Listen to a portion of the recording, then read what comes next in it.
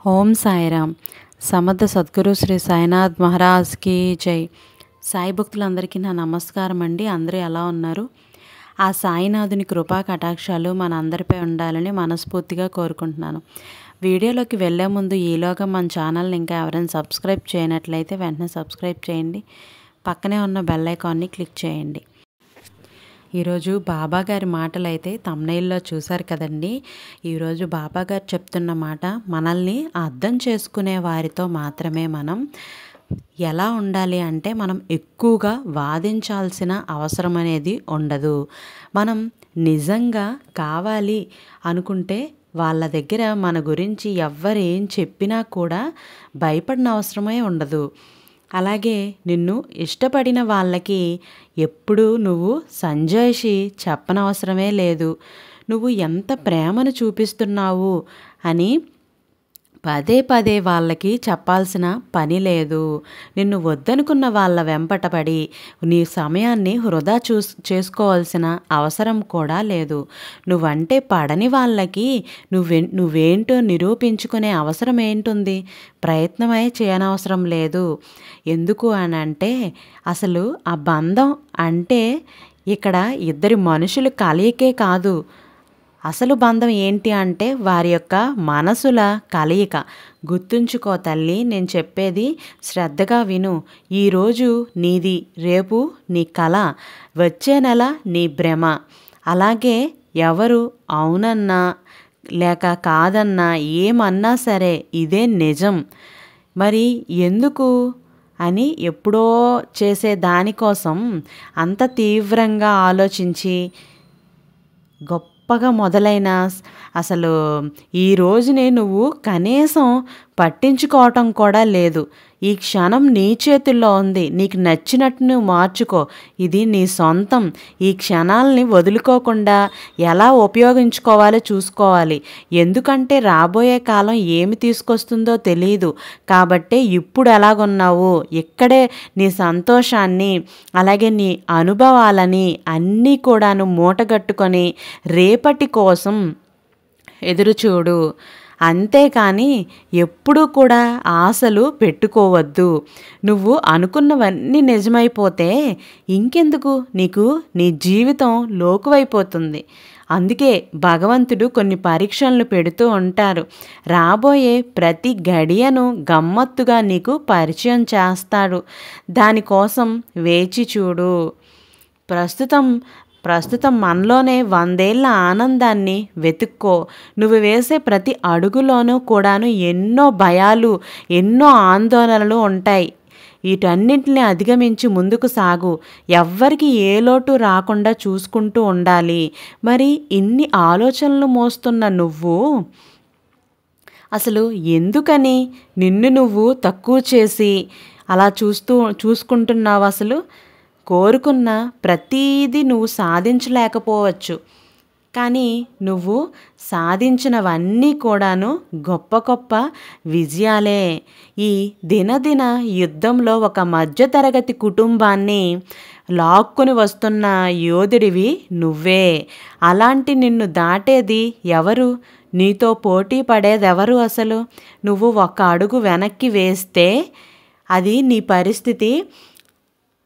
పరిస్థితి వల్లే కావచ్చు. కానీ నువ్వు పోటీకి దూరంగా ఉన్నావు అని అంటే అది నీకు ఉండే గజిబిజి జీవితం వల్ల కావచ్చు.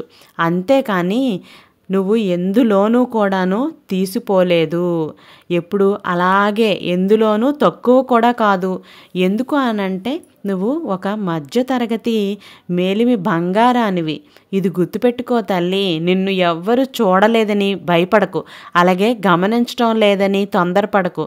నువ్వు అనుకుంటున్నవన్నీ కానీ నీకు తెలిస్తేనే నీ దగ్గర వాళ్ళు అందరూ కూడాను లోకువైపోతూ ఉంటావు, ఇరుక్కుపోతూ ఉంటావు. నిన్ను చూస్తూనే ఉంటారు వాళ్ళు.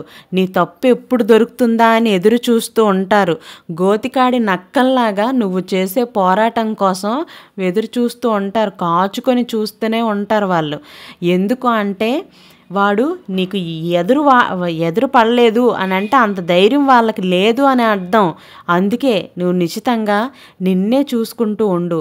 నువ్వు నిన్ను ఎలా బలంగా ఉండాలో చూసుకో. ఎప్పుడైతే నువ్వు సహనాన్ని కోల్పోతావో, తప్పు చేస్తావో, అప్పుడు నలుగురితో పాటు అలాగే మాట కలిపి నిన్ను కిందకి లాగడానికి ప్రయత్నం చేస్తూ ఉంటారు. వాళ్ళు సిద్ధంగా ఉంటారు. అలాంటి దిగజారుడు మనుషులకి నువ్వే అవకాశాన్ని ఇస్తే ఎలా? అందుకే ఎట్టి పరిస్థితుల్లోనూ కూడాను నువ్వు నీ సహనాన్ని మాత్రం కోల్పోకుండా ముందడుగు వేయు. అసలు డబ్బు అనేది పనికిరాని వాళ్ళని నీ చుట్టూ జమ చేస్తూ ఉంటుంది. నీ పేదరికం నీ కోసం నిలబడేవాడెవ్వరూ కూడాను తెలియచేస్తుంది. వాళ్ళెవరో తెలియచేస్తుంది. అవసరం ఎంతటి నేచనికైనా దిగజారి చేస్తుంది. ఇదంతా మర్చిపోవద్దు. ఆకలి అనేది పిచ్చుకలు తినే ఆ 4 వడ్ల గింజలకు కూడా విలువను లెక్క కడుతూ ఉంటుంది. కరువు అనేది మాత్రం అంతకు నువ్వు అనుభవించిన ప్రతి చిన్న సదుపాయానికి ఉన్న విలువ ఎంతో మీకు గుర్తుకో చేస్తుంది. అలాగే అన్నీ ఉన్నప్పుడు వాటి యొక్క విలువ మనకు తెలియదు. ఇది నిజమే. ఇక దొరకవు, దారి చేరవు అని అనుకున్నప్పుడే మనకి సరిగ్గా తెలుస్తుంది దాని విలువ. అవి లేని లోటేంటో కూడా మనిషికి బాగా అర్థమవుతుంది. అది మనిషి అయినా వస్తువైనా ఏదైనా సరే మనకు అందుబాటులో ఉన్నంత వరకే ఒక్కసారి చేయి జారిపోయాక తెలుస్తూ ఉంటుంది. అది తలుచుకుంటూ బాధపడుతూ తల్లడిల్లిపోవటం తప్ప మరేమీ చేయలేము. అలాగే నువ్వు గెలిచిన తరువాత అదిగో నేను చెప్పానా, నువ్వు మా వాడు తప్పకుండా సాధిస్తాడని అంటూ మాట కలిపే వాళ్ళే ఎక్కువ మంది ఉంటారు. ఇలా జాగ్రత్తగా ఉండాలి. నువ్వు ఎంత కష్టపడుతున్నావో వాళ్ళకి అవసరమే లేదు. నువ్వు చివరికి ఏం నిరూపించగలవో అనే దాని మీద నీ భవిష్యత్తు అనేది ఆధారపడి ఉంటుంది.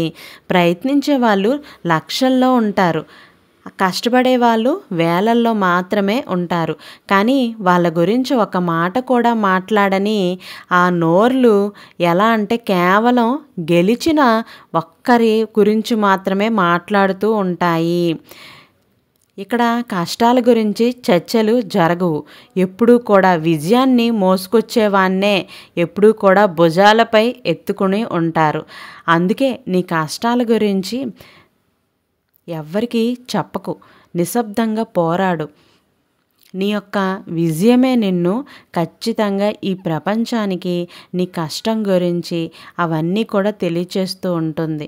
ఒక్కసారిగా మంచు కురిస్తే నువ్వు నమ్మగలవా? అలాగే ఒక్క రాత్రిలోనే నీ ఇంటి ముందున్న చెట్టు పెరిగి కాయలు కాస్తే నువ్వు అసలు నమ్మగలవా? చెప్పు. నువ్వే ఆశ్చర్యపోతావు. మరి నీ చుట్టూ జరిగే వీరందరూ నువ్వు నమ్మలేనంతగా ఎదిగావు అని అంటే ఎలా నమ్ముతుంది ఈ లోకం? అసలు అందుకే నెమ్మదిగా పైకెదుగు. ఒక్కసారిగా పైకి ఎదగద్దు. నిన్ను ఎవ్వరూ పట్టించుకోలేదని, నీకు గుర్తింపు దొరకలేదని అలా నిరాశపడి ఆకాశాన్ని అందిపుచ్చుకోవాలి అనే అనుకోవద్దు. ఎందుకు అనంటే ఆ ఎదుగుదల బహుశా నీ కష్టపైన వచ్చినా కూడాను దాన్ని ఎవ్వరూ కూడా ఒప్పుకోరు కదా. దానికోసం నమ్మకం గురించి పోరాడకుండా ఫలితాన్ని పట్టుకొని వేలాడకుండా ముందుకు వెళ్ళు. అప్పుడే మనకి రాసిపెట్టి ఉంది అంటే అది మన గడప దాటి ఎప్పటికీ ఎక్కడికి పోదు. అలాగే ఎక్కడికి పోయినా కూడా గుర్తుపెట్టుకో, మరలా తిరిగి వస్తుంది. నువ్వు ఎప్పుడూ కూడాను ఆశించే దశలోనే ఉండకూడదు. అది నిన్ను ఇబ్బందుల అంచుల్లోకి నెట్టివేసేస్తూ ఉంటుంది. ఒక్కసారి తీసుకోవటం అలవాటైతే సంపాదించుకోవటం మీద ధ్యాస పోతుంది. నీకు ఇచ్చేవాళ్ళు కూడా రేపన్న రోజునాడు నిన్ను చులకనగా చూడక మానరు. వాళ్ళ చెప్పు చేతల్లో పెట్టుకొని నిన్ను శాసించక మానరు. ఎందుకంటే వాళ్ళకి నువ్వు రుణపడ్డావు కాబట్టి వాళ్ళ ఆధీనంలోనే ఉండాలి అని అంటారు. నీకంటూ సొంత నిర్ణయాలు అనేవే ఉండవు. అసలు స్వేచ్ఛ అనే మాట నీకు చాలా దూరమైపోతూ ఉంటుంది.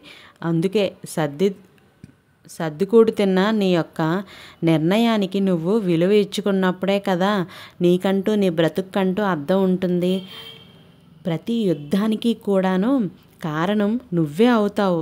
తల్లి, సంపదని కోరుకుంటావు, అది దక్కకపోతే బాధపడుతూ ఉంటావు. ఎందుకు అన్నీ నీకే కావాలి అని అనుకుంటావు, దొరక్కపోతే కృంగిపోతూ ఉంటావు. ఎందుకంత నిరుత్సాహం? అసలు నీ మనసుతో కాదు, నీకు నీ ప్రతిభతో యుద్ధం చెయ్యి. నువ్వు నీకు కావలసిన ప్రతీదీ కూడాను నీ ప్రతిభే నీకు తప్పకుండా దక్కి తీరుతుంది. ఎందుకు అంటే ఖచ్చితంగా ఇక్కడ మనసుని అర్థం చేసుకునే అంత ఉదార స్వభావం ఉన్నవారు ఎవ్వరూ లేరు. ఇది గుర్తుపెట్టుకో తల్లి. అయితే నీ ప్రతిభ కనపడాలి, లేదంటే నీ పతనం కనపడాలి, లేదంటే నీ యొక్క విలువ లెక్క కట్టలేనిదై ఉండాలి. ఇవే నీవే నీకు కావలసిన వాటిని నీ చెంతకు చేరుస్తాయి. ఇది నువ్వు కాదనలేని సత్యం కూడాను. అందుకే అనవసరపు యుద్ధాలను మొదలుపెట్టి నలిగిపోకు. విలువైన వజ్రంలా నిన్ను నువ్వే చెక్కుకో. నిన్ను మించిన స్నేహాలు నీ యొక్క ఆర్థిక ఎదుగుదలని నాశనం చేస్తాయి.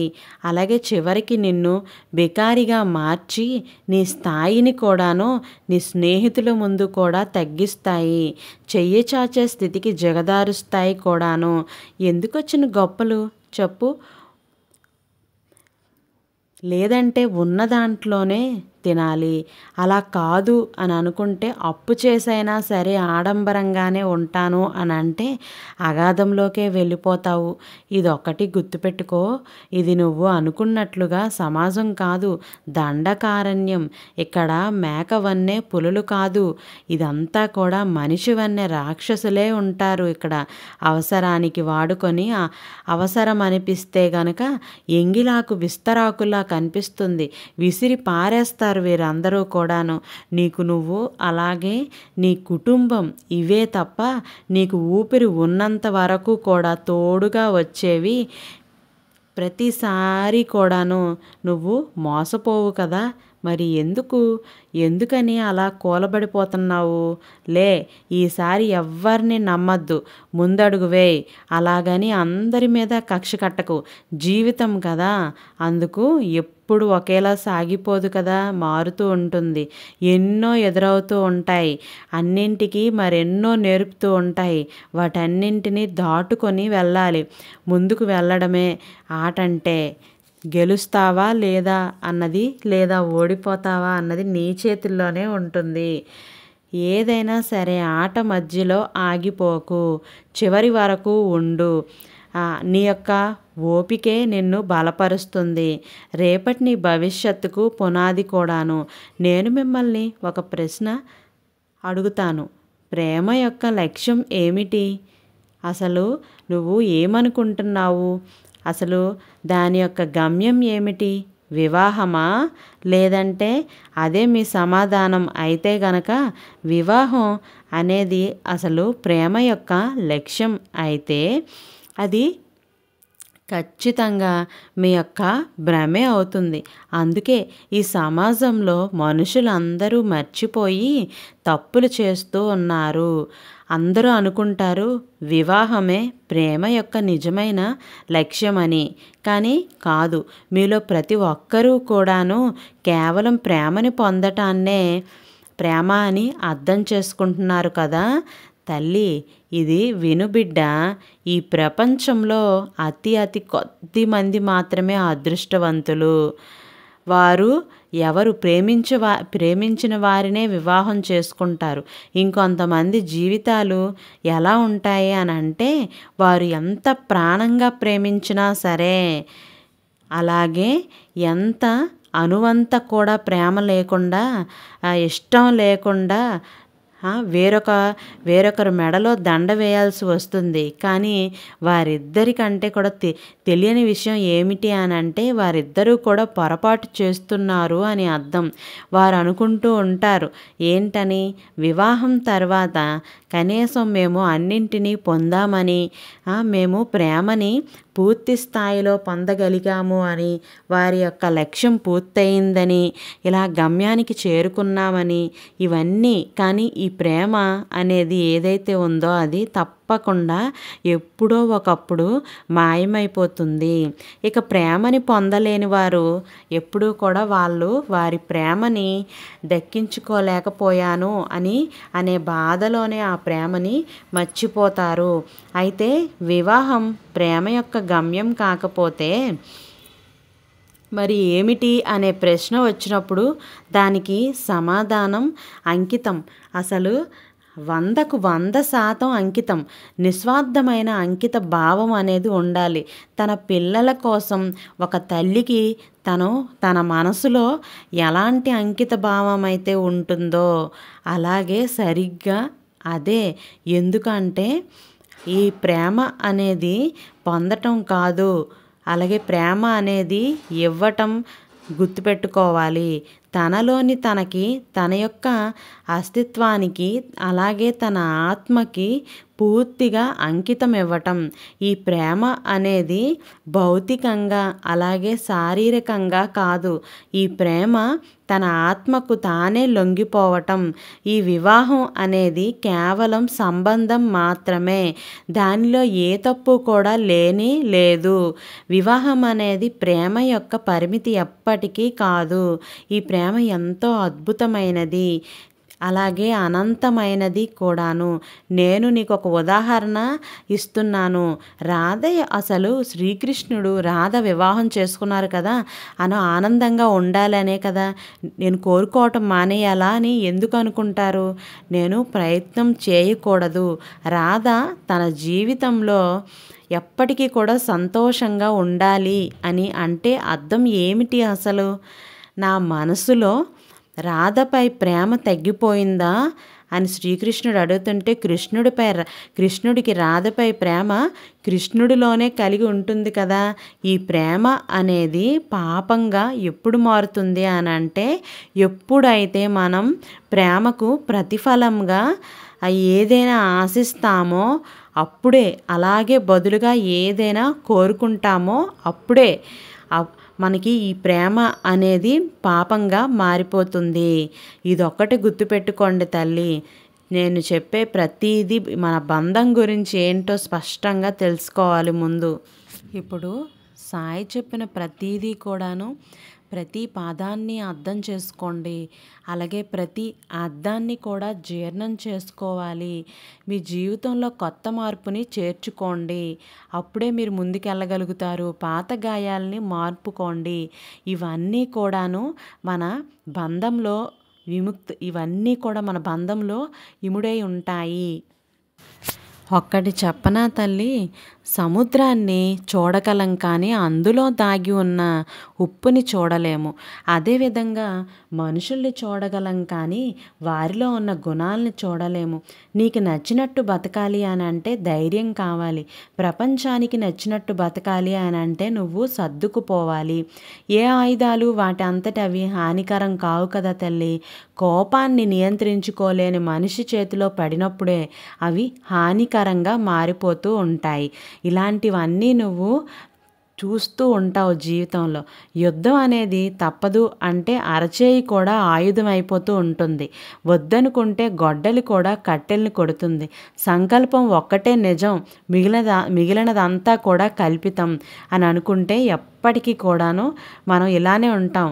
అసలు మనకున్న సమస్యలకు 2 కారణాలు. ఒకటి మరిచిపోవాలని అనుకున్నవి గుర్తు చేసుకోవటం, గుర్తుపెట్టుకోవాలి అనుకున్నవి మర్చిపోవటం. అలాగే ఎప్పుడూ కూడాను అసూయపడే వారితో నీ అభివృద్ధి గురించి చెప్పుకోవటం, ఆశపడే వారితో నీ ఆలోచనల్ని పంచుకోవటం, ఇలాంటివన్నీ కూడాను మూర్ఖత్వంగా వస్తాయి. అలాంటి బంధాలని దూరంగా ఉంచు. ఎప్పుడూ కూడా నువ్వు నీ గురించి నువ్వే ఎక్కువగా చెప్పుకోవద్దు ఎవరితో కూడాను. ఇతరులను చెప్పుకునే విధంగా ప్రవర్తించు. నువ్వు ఏం చేస్తావు అంటే గెలిచినప్పుడు పొంగిపోకుండా, ఓడిపోయినప్పుడు కుంగిపోకుండా ఉండాలి. సంతోషం అప్పుడే నీ సొంతం అవుతూ ఉంటుంది. ఓడిపోతానేమోనన్న భయం గెలుపుని దక్కనివ్వకుండా చేస్తూ ఉంటుంది నువ్వు ఇలా ఆలోచిస్తూ ఉంటే. నవ్వుతున్నప్పుడు నీళ్లు త్రాగటం ఎంత కష్టమో, మనసుకి బాధ కలిగినప్పుడు కన్నీళ్లు ఆపడం కూడా అంతే కష్టం కదా తల్లి. ఇదంతా గుర్తుపెట్టుకో. దురాశపరుడైన వ్యక్తిని ధనంతోనూ, మొండిఘటాలను అభినందనలతోనూ, అవివేకిని ఆశయంతోనూ, పండితుల్ని నిజంతోనూ జయించవచ్చు. ఎప్పుడూ కూడాను నీకున్న ఆశయాలని అన్నీ కూడాను పక్కకి త్రొట్టివేయకూడదు. మన మాటల్లోని ఇష్టాన్ని, మన కళ్ళల్లోని కష్టాన్ని తెలుసుకున్న వాళ్ళే ఎప్పటికైనా కూడాను మన నిజమైన ఆత్మీయులు అవుతారు. ఇంకొకటి, బంధం ఏదైనా సరే బాధ పంచుకునేలా ఉండాలి, అంతేకాని బాధ పెట్టేలా ఉండకూడదు. అసలు కష్టాన్ని సవాలుగా తీసుకుంటేనే నీవే ఓ సందేశం, నీవే ఒక ఆదర్శం కూడా అవుతావు. ప్రతి మనిషికి కూడాను తన జీవితం తనకు చాలా ముఖ్యం. ఒక్క మనిషిపై పంతానికి పోయి పతనాన్ని కొని తెచ్చుకోకండి ఎప్పుడూ కూడాను. స్వశక్తిపై ఆధారపడిన వ్యక్తి ఎప్పుడు సంతోషంగా ఉంటాడు. ఇతరులపై ఆధారపడిన వ్యక్తి ఎప్పుడు నిరాశకు గురవుతూ ఉంటాడు. ఇవన్నీ కూడాను నువ్వు గుర్తుపెట్టుకోవాలి తల్లి. నీవు పనికి మాలిన బంధాలను, బంధుత్వాలను ఎప్పుడు వదిలేస్తావో అప్పుడు మనశ్శాంతిగా ఉంటావు. ఏదైనా సరే పని మొదలు పెడితే మధ్యలో ఆపద్దు. ఫలితం గురించి ఆలోచించకుండా పని పూర్తి చేయడమే మనిషి యొక్క లక్ష్యం. నువ్వు ఖచ్చితంగా ఇది మర్చిపోవద్దు. పొడమిలోకి వచ్చాక పూడ్చిపెట్టే వరకు పోరాడాల్సిందే, వేరే మార్గమే లేదు. ఇది గుర్తుపెట్టుకోవాలి. మనిషి ఆరోగ్యం కంటే ముఖ్యమైనది, విలువైనది ఏమీ లేదు. ఆరోగ్యంగా ఉంటే అన్నీ సంపాదించుకోవచ్చు. ఇదొక్కటే మాత్రం గుర్తుపెట్టుకోవాలి. నిన్ను ఎవరైనా సరే తప్పు పట్టారు అని అంటే నువ్వు తప్పు చేస్తున్నావని కాదు, నువ్వు చేస్తున్న పని వారికి నచ్చట్లేదు అని అర్థం. రాపిడి లేనిదే వజ్రం కూడా ప్రకాశించదు. ఇది గుర్తుపెట్టుకో తల్లి. అలాగే కష్టాలు లేనిదే మనిషి పరిపూర్ణత చెందడు. నువ్వు ఎప్పుడైనా సరే పట్టుకున్న దాన్ని విడిచిపెట్టకు. విడిచిపెట్టే ఉద్దేశం ఉన్నప్పుడు పట్టుకోకు. అది ఆశయం అయినా, బంధమైనా సరే. జీవితంలో గొప్పవాడివి కావాలి అని అంటే కలలు కనే ధైర్యం ఉండాలి. ఆ కలల కోసం కష్టపడే దమ్ము కూడా ఉండాలి. ఖచ్చితంగా నేను చెప్పినవన్నీ వింటూ ఎప్పుడూ కింద పడిపోవడం గొప్పేమీ కాదు. పడినప్పుడల్లా మళ్ళీ పైకి ఎలా లేవాలి, ఎలా మనం పైకి లెగవగలము అనే ఆలోచన కూడా మనలో ఉండాలి. ఈరోజు బాబాగారు చెప్పినటువంటి ప్రతిదీ కూడాను బంధం విలువల గురించి, ఇవన్నీ కూడాను మనం తెలుసుకోవాలి. మన నిత్య జీవితంలో మన చుట్టూ ఉన్న మనుషుల వల్ల మనం ఏం నేర్చుకుంటున్నామో అన్న దాని గురించి ప్రతిరోజు వినాలి అని అంటే ఖచ్చితంగా సబ్స్క్రైబ్ చేసి పక్కనే ఉన్న బెల్ ఐకాన్ని క్లిక్ చేయండి. అలాగే ఇంకా ఎవరైనా సబ్స్క్రైబ్ చేయకుండా వీడియోనైతే చూస్తున్నట్లయితే వెంటనే సబ్స్క్రైబ్ చేసి పక్కనే ఉన్న బెల్ ఐకాన్ని క్లిక్ చేయండి. రేపటి సాయి వాక్కుతో మళ్ళీ కలుద్దాం. సర్వే జన సుఖినో భవంతు. Thank you for watching.